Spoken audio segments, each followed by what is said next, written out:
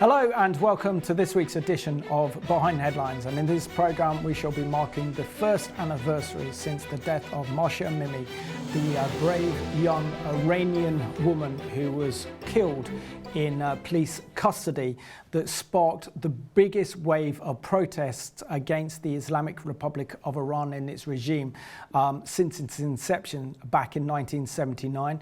We've seen that the Iranian regime has brutally suppressed any uprisings throughout the country, and would be asking, can the Iranian regime survive, and or is there a bigger eruption just about to happen around the corner that could see the collapse of the Islamic Republic of Iran?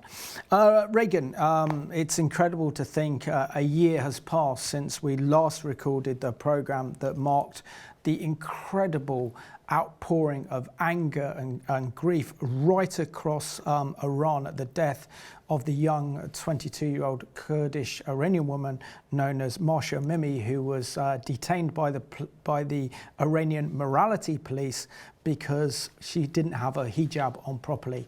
And this was the biggest demonstrations that we've seen in Iran since the Islamic Revolution, and where the Iranian women have actually been spearheading this revolution. Absolutely, Simon. The year has gone very, very quickly. I'm sure for many in Iran it continues to drag on and on with the same vicious cycle of protest and pushback, outcry, even to some degree global outcry, but no real momentum, no real progress in actually seeing this brutal evil regime toppled and overthrown. In fact, if anything, it sometimes appears like it's only gaining momentum in its aggression. It only seems like it's gaining more and more power, and even to some degree it is being legitimized as a nation, despite its activities perpetuating absolute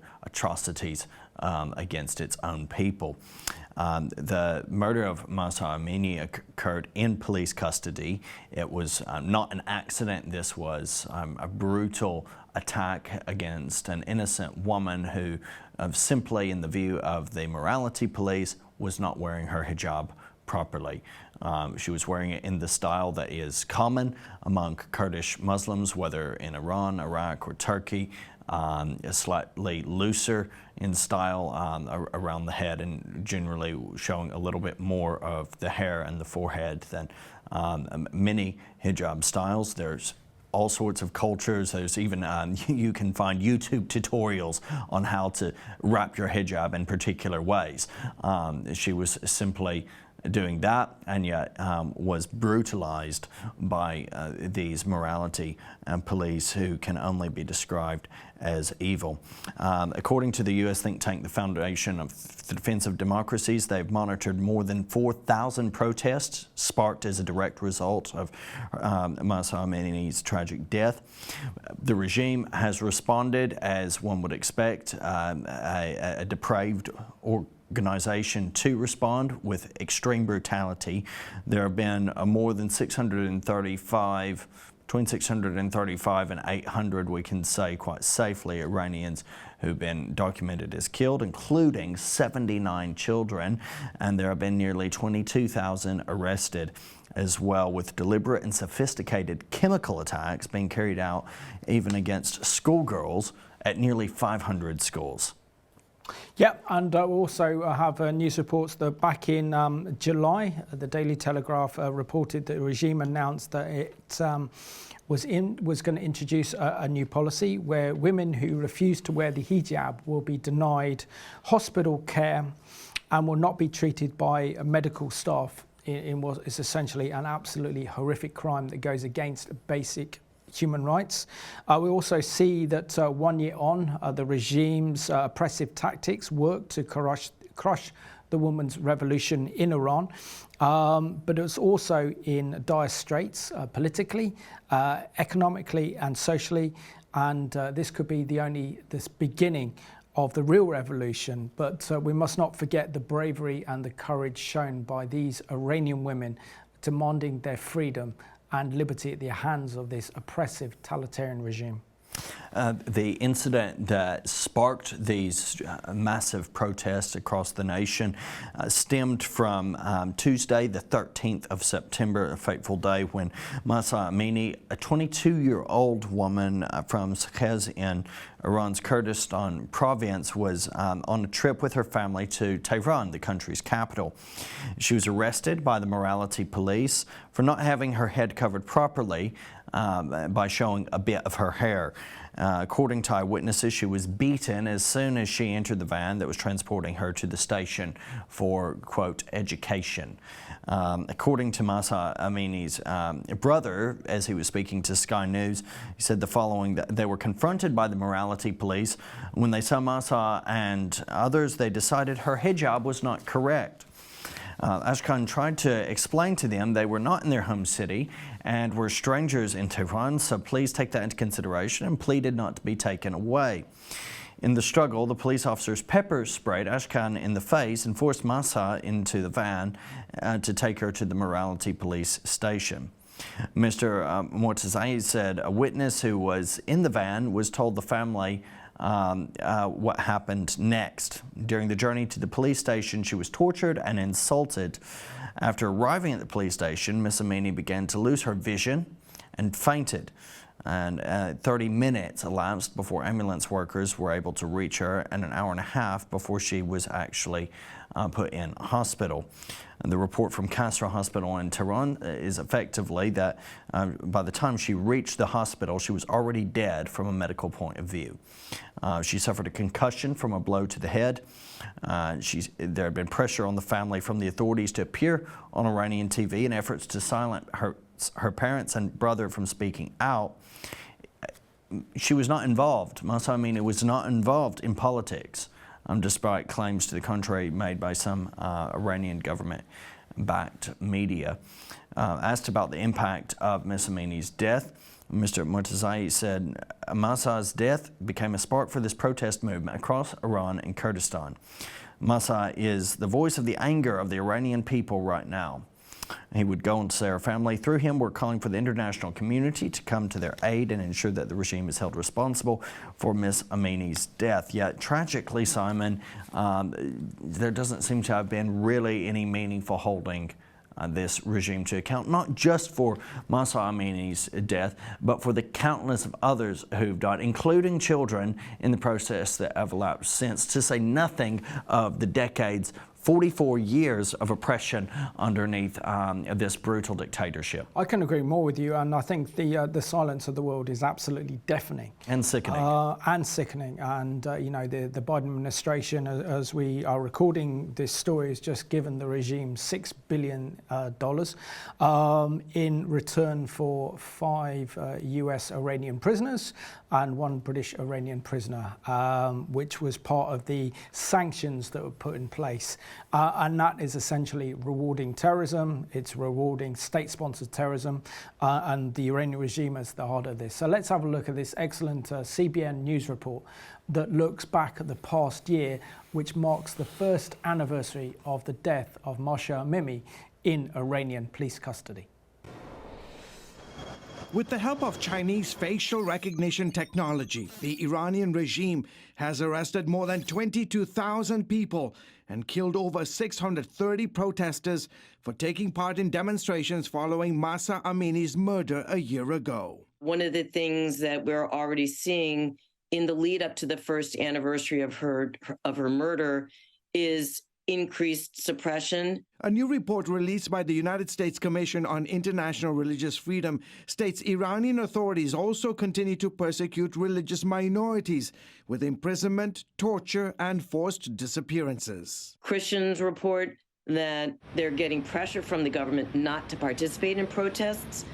And if they do participate and they're arrested, they are sexually assaulted in prison. Iran's so-called morality police brutally killed 21-year-old Amini last September for allegedly having a small bit of her hair showing out of her hijab. The response triggered the longest nationwide protests since the 1979 Islamic Revolution. Mitra Jasni, an Iranian political activist, tells CBN News that Amini's death continues to haunt the regime in Tehran. Many around the world view the tragic death of Mahsa Amini as a symbol of women's resistance against the mandatory hijab. For Iranians, Mahsa Amini murder served as a rallying call, motivating them to unite against the oppressive regime and seek its end. Iran's President Ibrahim Raisi tells NBC News he has no regrets over how his government deals with those who continue to protest Amini's murder. It's not a surprise that he has no regret because Raisi is a psychopath and mass murderer. One of these things on his record is that over a few weeks, he killed thousands of political prisoners and then ordered cream puff to celebrate that. Authorities are preparing for more protests ahead of the anniversary on the 16th. Every day we get the news about people being arrested, and that shows that the regime is really afraid, is really scared, and is getting ready for a show of force with the people. Meanwhile, a new hijab and chastity bill making its way through Iran's parliament calls for increased fines and jail time of 5 to 10 years for women caught violating so-called modesty laws. Jasni says the protest this past year shows Iranian women aren't backing down. We want this regime change. We want to take back our country. So we never afraid from new rules. That this is not new for us because it started since 40 years ago. George Thomas, CBN News. Indeed, this is not new. It started 44 years ago, and this is not new to us here on Behind the Headlines. We have covered Iran on a regular basis.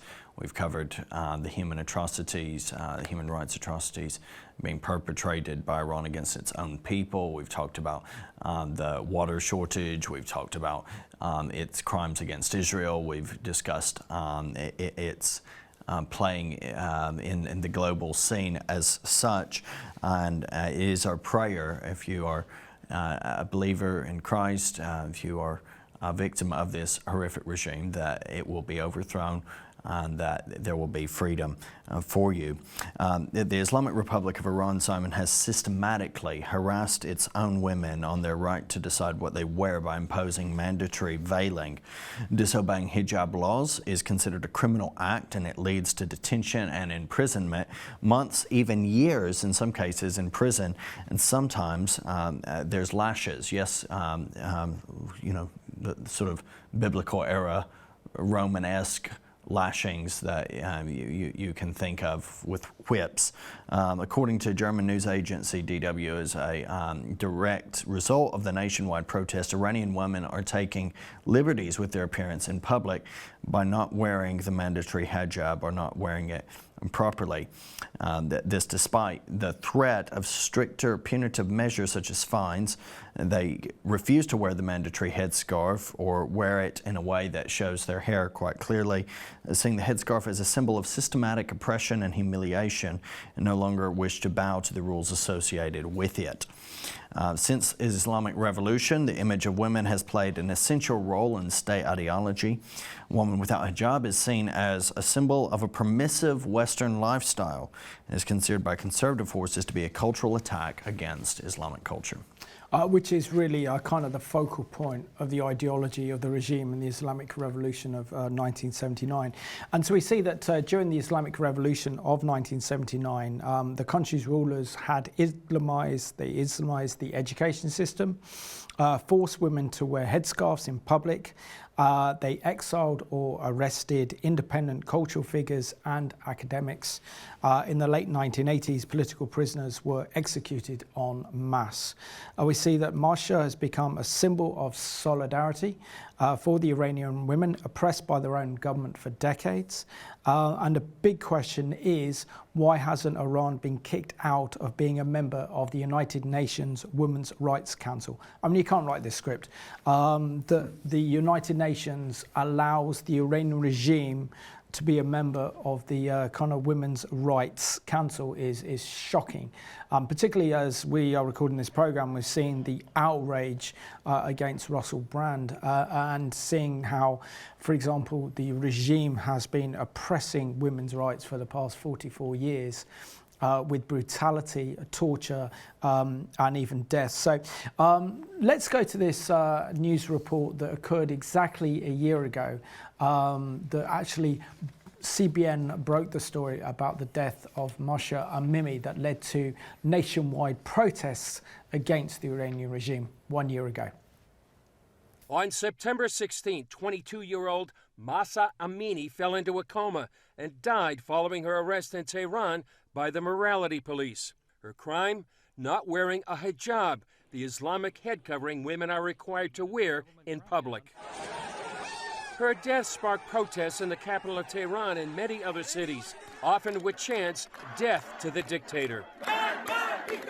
It is important that we understand the significant shift in Iranian people's protest against the regime since 2018, that people are asking for overthrow the regime to the entire system. Scenes include women burning their hijabs and protesters attacking the police. These demonstrations follow others in 2019, as well as from 2017 through 2020. Many wonder whether these protests could potentially lead to overthrowing the regime. Myra Yazdari was born in Iran and escaped in 2012, and now serves as producer of CBN News Farsi. It has the potential, but you know, as we all know, the regime is brutal and people are left alone by the international community. They need support. Yet instead of criticism, the UN General Assembly provided a platform this week to Iranian President Ibrahim Raisi, also known as the Butcher of Tehran. Who is really known for the massacre in 1988, that he ordered the death of thousands of innocents. But now he is given a global stage. Now Europeans, the leaders of the free world, are shaking hands with the terrorists, and they leave Iranian innocent people by themselves alone instead of supporting them as they seek freedom. While negotiations over Iran's nuclear program are on pause, if an agreement is signed, Yazdari and others say it will fund Iran's Middle East agenda. They're going to fund their proxies, they're going to empower forces, IRGC, police, Basijis inside the country to kill their own people. We're now joined on Behind Headlines by Peter Baum, who's the foreign editor of Blitz Weekly, and he's also part of the South End Friends of Israel. Peter, warm welcome to Behind the Headlines, and to you and your family. I hope you had a wonderful Rosh Hashanah, Jewish New Year. Thank you, Simon, indeed. Thank you very much. And Peter, you're pretty much my kind of resident Iran expert, both on the Middle East report and on this program, Behind the Headlines. Share with us what you make of the first anniversary of the death of Mahsa Amini, the young Iranian Kurdish woman who was effectively murdered by police in custody for not wearing a hijab properly, that sparked the biggest protest movement that we've seen since the Islamic Revolution and the mullahs came to power back in 1979.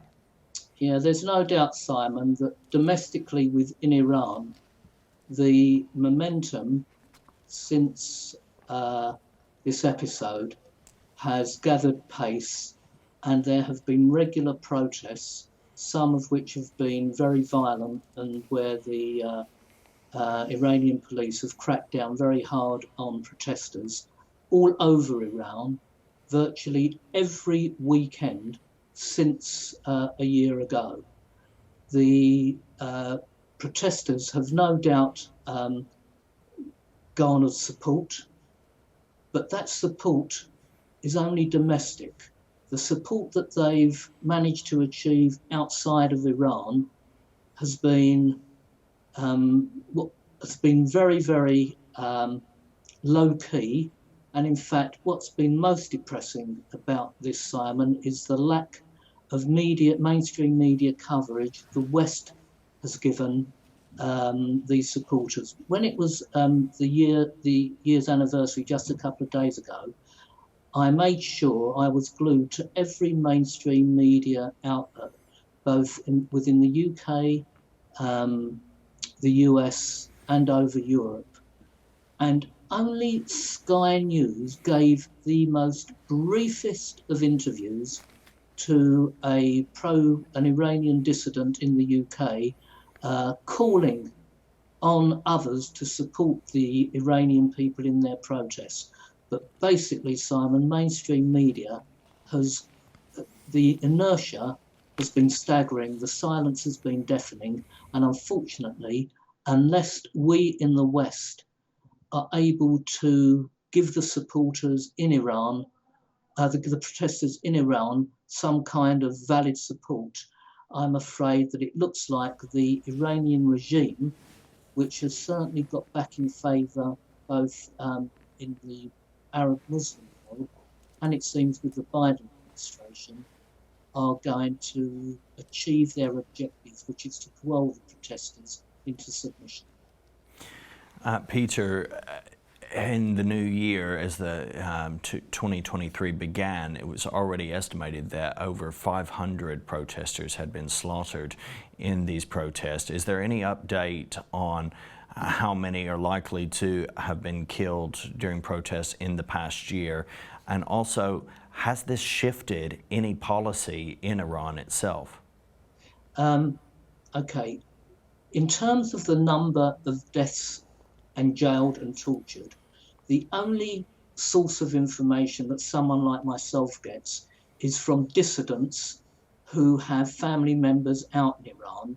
And because I'm disciplined in not just spewing propaganda for the sake of it, I have to check time and time again whether the feedback that I'm getting is accurate. And sometimes it's greatly over-exaggerated, and I can understand the reasons why. And sometimes it's just guesswork. In the year that I've been following these protests, I would safely say that the number of people killed, whether in prison or through torture or just on the streets through protesting, by the Iranian government forces, whether it's the police, the IRGC, or other sinister groups, is estimated accurately to be around the 750 number. So now, again, what is so depressing about all this is the lack of mainstream media attention the West are giving to these Iranian protests. Just imagine, if you would for a second, to all your viewers, if it was Palestinians protesting for whatever reason, because some squatters were turfed out of a home, or the Western Wall. It would be given saturation media coverage globally. And yet these protesters in Iran, so bravely facing the most totalitarian theocracy since time immemorial, are getting no coverage, no media support. The occasional statement from a EU foreign minister or James Cleverly here in the UK, but basically the Iranian regime is working itself back into favour with both the Biden administration, certainly the Arab world. Paradoxically, it's the European Union that is less intent on bringing Iran back into the fold. But if I were in the Iranian government currently, I'd say I'd be pretty pleased with the way that the situation has not gotten out of control and how mainstream media in the West has been reluctant to cover and support the Iranian protesters. And Peter, we know that over the past year, the Iranian regime has arrested over 22,000, is it 222,000 Iranian nationals for the wide nationwide protests in Iran, and in a response, they increasingly encouraging more oppressive measures. But also in July of this year, in August of this year, they passed a new law called the Hijab and Chastity Bill, where they are forcing women to wear hijab. And in one province in Iran, women who are refusing to wear the hijab are being denied healthcare. Where is the international condemnation on Iran for its treatment of these incredibly brave and courageous Iranian women and others who are actually fighting for their liberty against an incredibly oppressive regime? It's not, Simon, and this is the absurdity of an organisation like the United Nations, which I call the theatre of the absurd. Far from condemning Iran, in May of this year, it was proposed and voted that the Iranians would chair the UN Human Rights Council.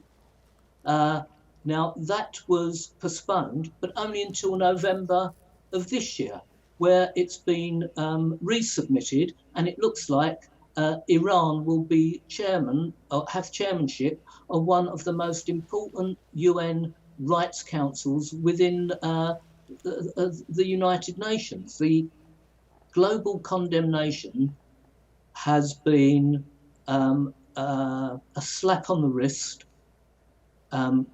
Sanctions are beginning to ease rather than to become exacerbated.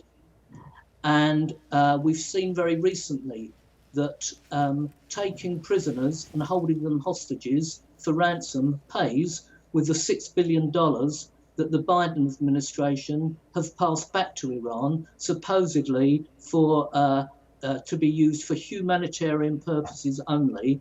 But unfortunately, we know that probably, knowing Iran as we do, it will go into their nuclear weapons program. The Almighty works in funny ways, though, Simon, because what I can tell you is, because I follow Iran pretty closely, we've recently seen the earthquake in Morocco and the floods in Libya, and your audience will make out of those the reasons why all this happened. In Iran, it's on an earthquake zone, and it's subject to regular earthquakes ranging between 3.5 and 4.8 on the Richter scale, which doesn't seem a lot compared to the huge earthquake we had in Morocco and Turkey recently. But if you get enough of them, the infrastructure is damaged beyond repair, and funds have not got into repairing the infrastructure. And out of 32 provinces in Iran, 24 of them, 24 or 26, I can't remember the figure, forgive me, their infrastructure is so bad that roads are impassable. So because of natural disasters, because of protests, domestically, Iran is going through turmoil. We in the West should have given the protesters far more support than we have done, not only as individuals, but as organisations. But unfortunately, the United Nations has not fulfilled the objective of its charter and is, as I say, giving Iran no more than a slap on the wrist. And indeed, I'm disgusted that the Biden administration poured back $6 billion into the coffers of the Iranian fascists. That to me is very, very depressing. Absolutely. Peter, we just want to thank you so much for being this week's special guest on Behind the Headlines, and it'd be great to see you back in our studios very soon. Thank you, Simon. We're very thankful for Peter and that very helpful input that he's brought to our program. Simon, an important element of our discussion there really is the impact that this has had in the past year and what's occurred since. What really is your perspective on what's occurred in the past year since the death of Mahsa Amini? Well, what's extraordinary really is that we've seen over the past few years biblical judgments fall upon Iran that haven't been reported by the mainstream media. I mean, firstly, Iran was hit by a devastating earthquake, I think back as far as 2017, that rocked the nation, destroyed so much infrastructure, including kind of businesses and homes, which caused the Iranian people to speak up really for the first time and saying, what is the regime doing to rebuild their lives instead of using that money to support and prop up Assad's regime in Syria, to support international terrorism around the world, including Hezbollah and Hamas. Then they followed by absolutely devastating flooding, which paralyzed almost 28 provinces out of 32, which then heaped more misery upon the Iranian people. Then this was followed by a food problem with bird flu, which essentially wiped out, and they had to kill millions of chicken, which is the main staple of food in Iran, which led to food shortages. We already see that, for example, President Trump also, he rejected the Iran deal, put the sanctions back in place, so they were incredibly hurting the Iranian people and the regime itself. And so therefore, is it no wonder that the Iranian people are so angry and sick and tired of this regime that when they saw and heard about the news that Mahsa Amini had effectively been murdered by the regime in police custody, this sparked the biggest wave of protests and demonstrations, effectively a revolution against the Islamic Republic of Iran's leadership for the first time really since the regime came to power in 79. And what has triggered this is that the Iranian women have said, enough is enough. We don't want to wear the hijab. We don't want to be under an Islamic dictatorship. So effectively what we're seeing now, 1 year on from the death of Mahsa Amini, is that the regime has imposed even more brutal tactics against the protesters and those protesting against the regime.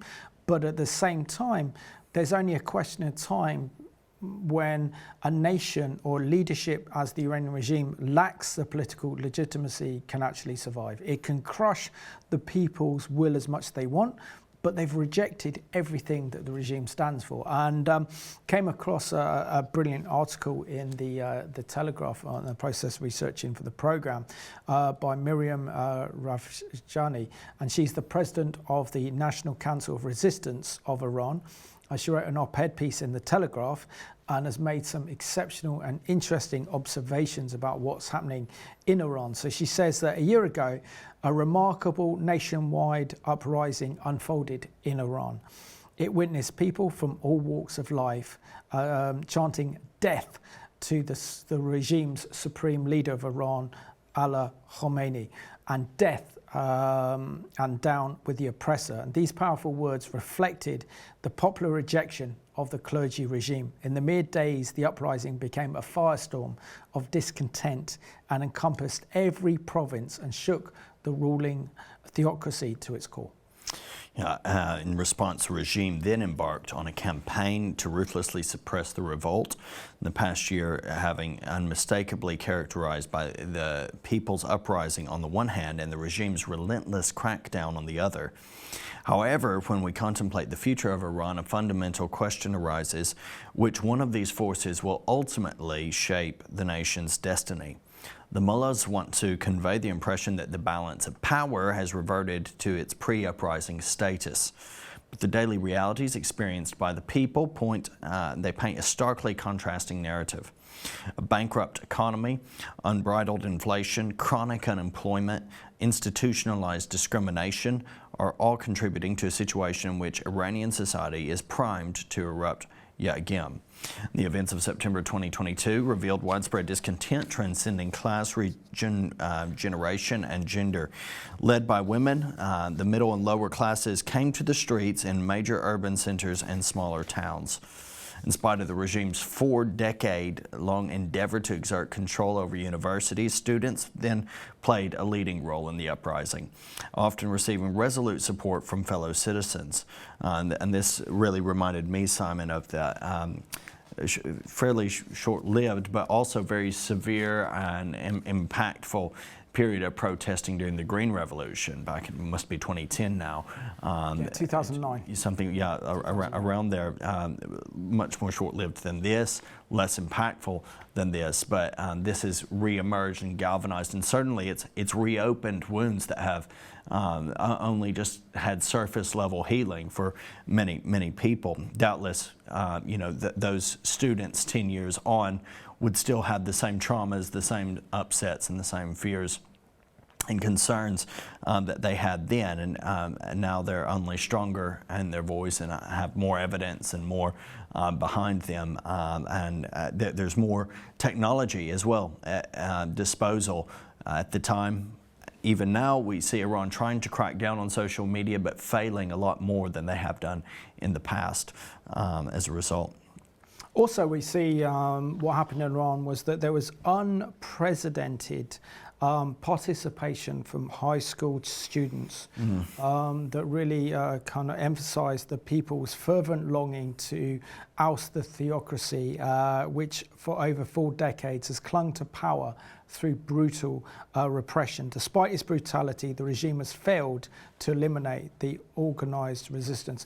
And when we're talking about this, I mean, this regime will stop at nothing to suppress its own people, to maintain its control and remain in power. But also what it does is export its Islamic revolution around the world. And when we think of Iran, I think it's imperative as well to know that this is where the whole concept of the suicide bomber emerged. And what we actually saw during Iran's war with Iraq in the 80s that killed over 1.5 million people was that the Iranians told children that they could be martyrs, that they were given a key to paradise.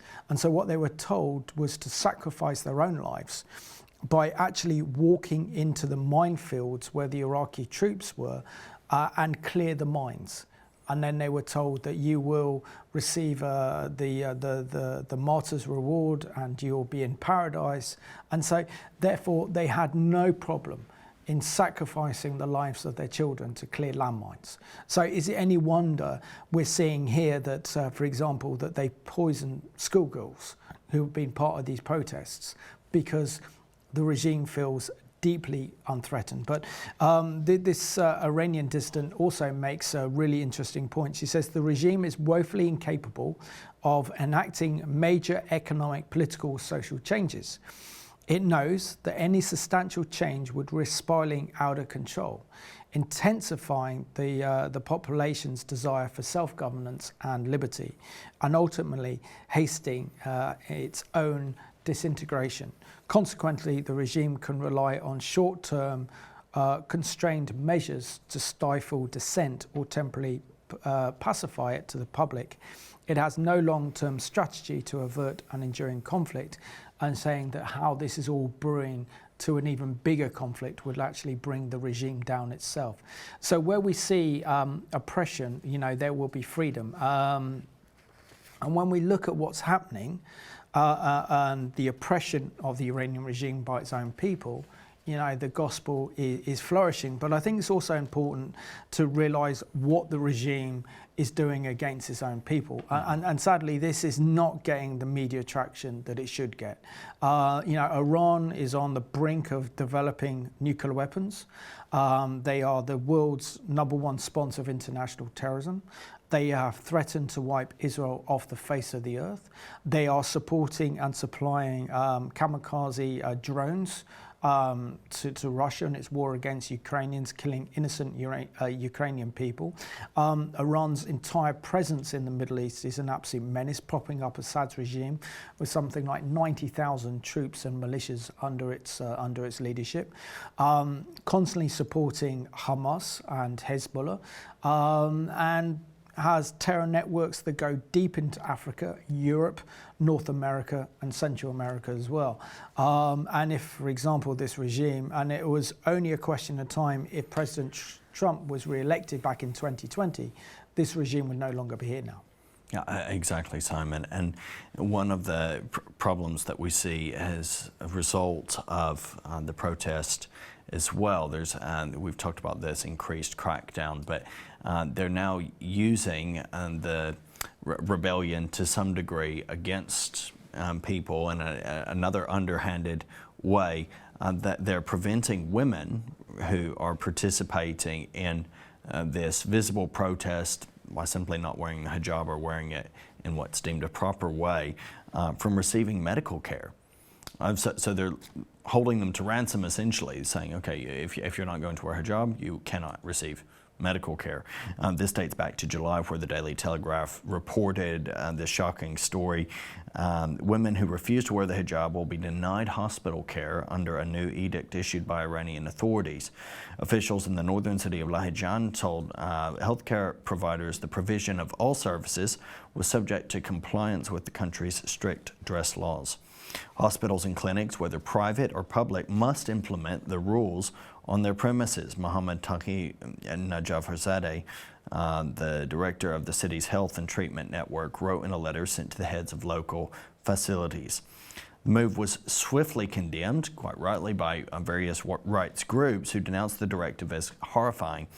And this is by far the most blatant contravention of Iranian women's legitimate civil and human rights and against all civilized norms.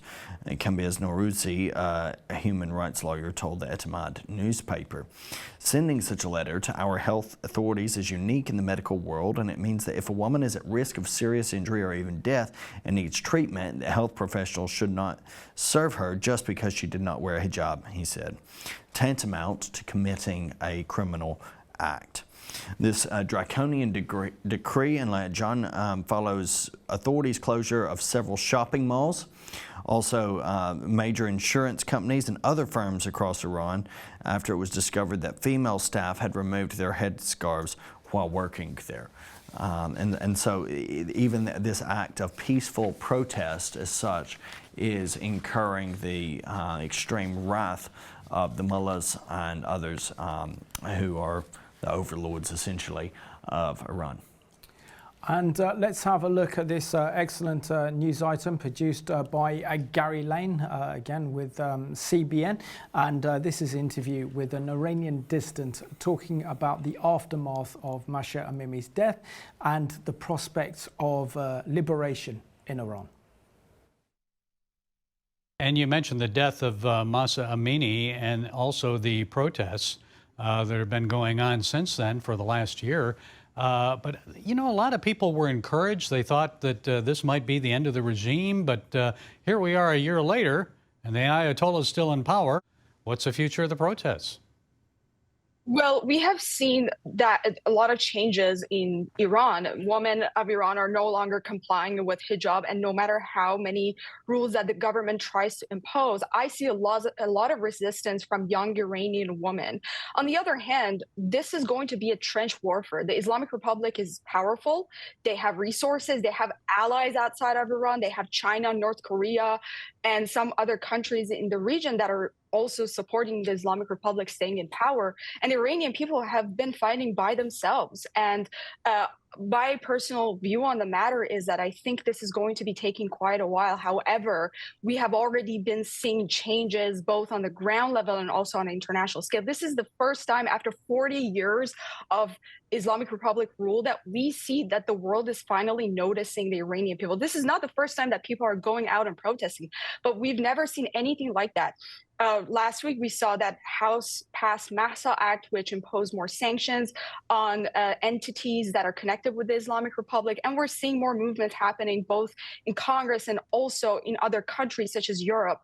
So I don't think the hope is lost and the fight is still continuing. However, we got to be patient and make sure that we support the Iranian people. The Biden administration should not be going forward with negotiations with the Islamic Republic because that is only going to set back the movement. Iranian President Raisi was allowed to come to New York. He was given a visa to speak at the UN and then meet with government leaders at a time when the Islamic Republic is restricting UN inspectors from visiting nuclear development sites. So what do you think? It seems like Iran's getting closer and closer to building a nuclear bomb. What should be done to stop them?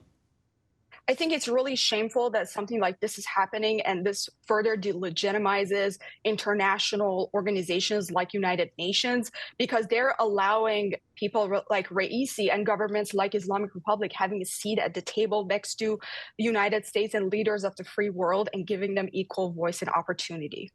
Okay, Tamine Debazorgi, It's good to talk with you. Thanks for being with us. We appreciate your insights. Thank you.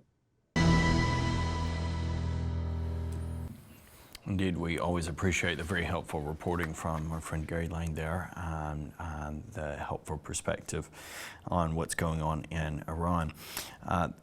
There's this other law. We've been talking a little bit about some of the legislation that has been cracking down and just exposing the really evil mindset that's behind the Iranian regime. Their parliament approved this law on August 22nd, imposing harsher penalties for disobeying the Islamic dress code. These include up to 15 years in prison for multiple violations. This is just dystopian, Simon. The publication of photos of women without headscarves on the internet is also punishable. In addition, there are plans to ban women from leaving the country. The judiciary has threatened to close supermarkets, restaurants, or museums that allow women without headscarves to enter. In contrast, religiously observant women are to be better protected under the law. Anyone who insults veiled women will be put behind bars for 6 months and receive 74 lashes. In this way, Iran's rulers are trying to drive a wedge into the population and influence action. They're trying to influence the attitude and action towards the law. No, absolutely, because they know that if the regime gives way on the issue of the hijab and says that the hijab will not be mandatory, then this is one of the central pillars of the Islamic Revolution and the regime itself to control its women and to control its population. And once you take one of those pillars off, then the whole Shia Islamization of the country starts to fall apart. And which ultimately will result in the regime collapsing, and this is what they're very fearful of. But also the women and those who took part in the protests understand that. And we have to emphasise what the Iranian people have been through. So there's been over 4,000 protests against the regime, which is punishable by death, over the past year. Resulted in anything between 635 and 800 Iranians being killed by the regime, including 79 children, and over 22,000 arrested and detained, and many of them are also on death row as well.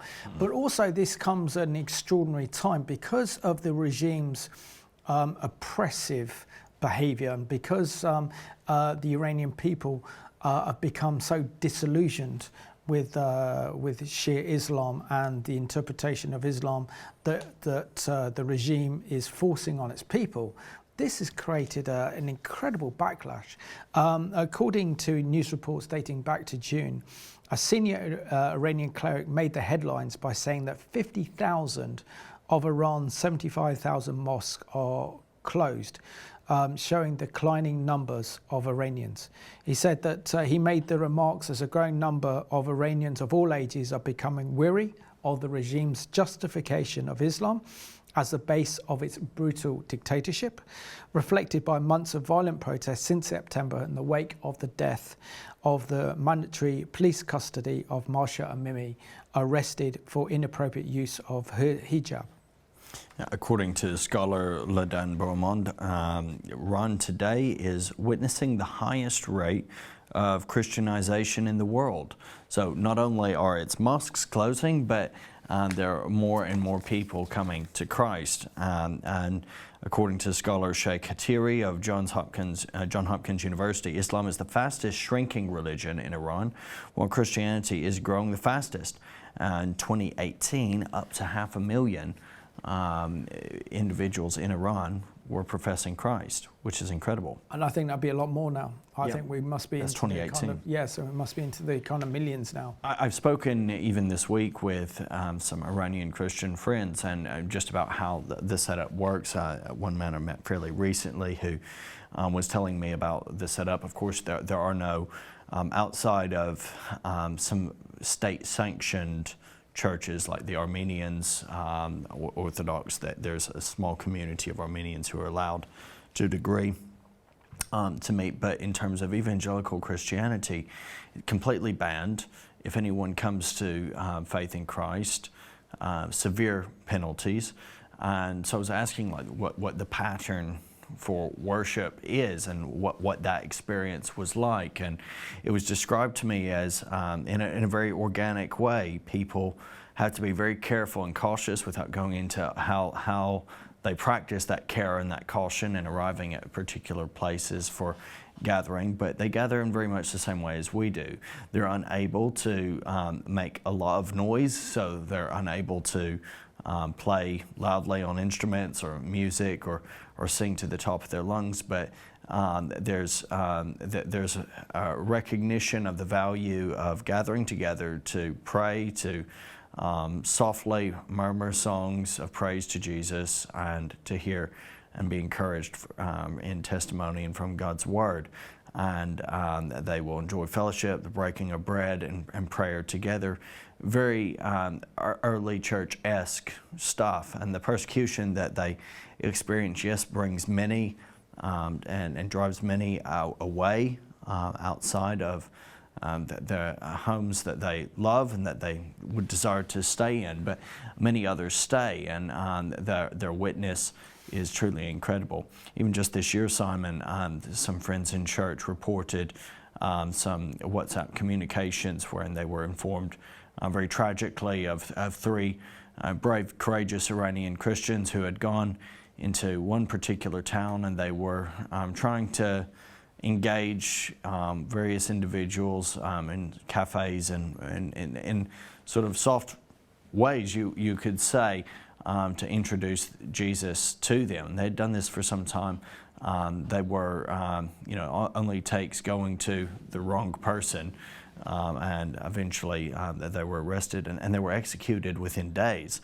The regime is incredibly harsh in its judgments against those who are deemed to be proselytizing and bringing people to Christ. And that shows really that they're afraid.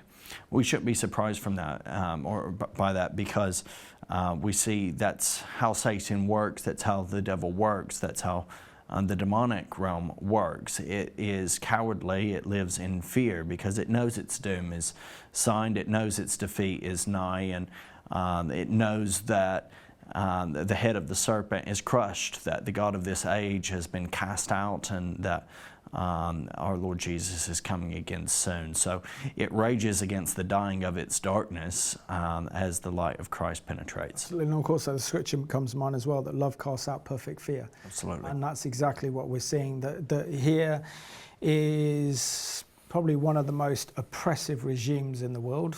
Iran, China, Afghanistan under the Taliban, North Korea. But the light is shining, the light of Christ is shining. Yes. And the fact that the regime has had to close 50,000 mosques is an indication that the Iranian people have taken off the shackles of Islamic fundamentalism and belief in the ideology of the regime. And they've had enough. And so, the economic woes, the social woes, the total breakdown effectively of Iranian society has occurred, whereby the people are so angry at the regime, spending money on foreign wars in Syria, propping up genocidal terrorist organizations around the world, and not spending that money at home, building a nuclear weapons program that is actually destroying the very country itself, because it's the people are struggling to eat and put food on the table, high unemployment, huge inflation, where the people have no hope. So when people have no hope, it's no wonder that they are showing incredible bravery and courage by taking the streets, because they realize they've got nothing to lose. But it just shows you that, I think, in Iranian history, Iran has either been a nation that has brought light and righteousness and goodness to the world. If we look at the king of Persia, for example, and allowing Cyrus allowing the Jewish people to go back to Jerusalem and rebuild the Second Temple. At the time of the Shah, in the 60s and 70s, Iran had a close relationship with Israel. It was a very modern Western nation back then, and it was a beacon of light. Or we see that Iran becomes dark and evil, like the time of the book of Esther, the book of Esther, 1 through Haman. Hamas wanting to actually annihilate the Jewish people across the world, and this very much reflects the regime today. So as long as the regime continues its hatred and its evil rhetoric against Israel, it will not be blessed. And sooner or later, that curse will bring this regime crushing to its knees. The ancient church historian Tertullian said that the blood of the martyrs is the seed of the church. And so whenever God's people there continue to endure through the suffering that they face, God will use that as a powerful witness to His glory and His grace. It's ours to continue praying for the Iranian regime, that it would be overthrown, that there would be repentance, that there would be total transformation there. And here's my prayer, that those 50,000 of the 75,000 mosques that have closed, that one day those 50,000 will be filled with people worshiping the living, crucified, buried, risen and exalted Jesus Christ, Messiah and Lord.